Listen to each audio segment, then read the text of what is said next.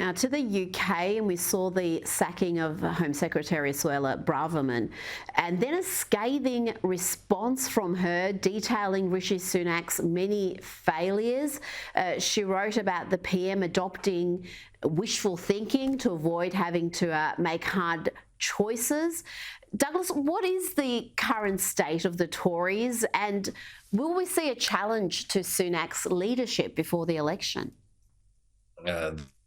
The Conservative Party can always amaze you by being in a greater mess on closer inspection than you even think when you first look. The Tory Party, in particular, when they come close to catastrophic electoral defeats, tends towards this sort of infighting. I actually thought Braverman's letter was pretty surprising by its savagery against the Prime Minister. There were 2 points that stood out to me in the 3-page letter. The first was the Home Secretary saying, reminding the Prime Minister that he has no mandate from the actual party in the country.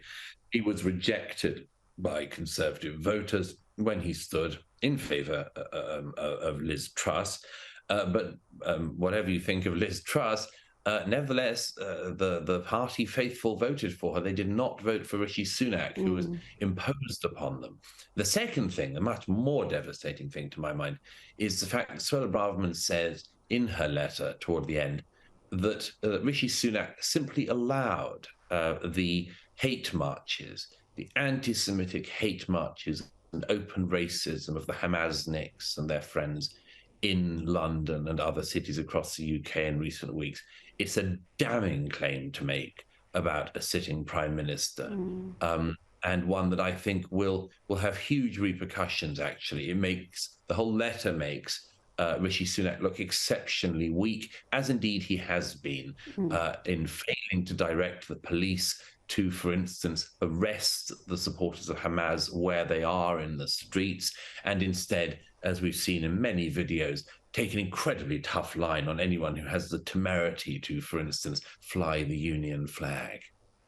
Douglas, is there any chance that Suella or someone else will challenge before the election? Because at this stage, it looks like Rishi is headed for certain defeat. It's quite likely. I mean, I think that you can smell the beginnings of a Tory leadership challenge in this.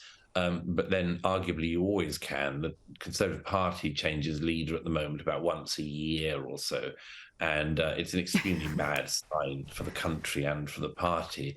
The awful thing about British politics in a phase like this is that people squabble in the party for prominence, preeminence, and of course have that great thing which they all think they could at some point get, which is the top job.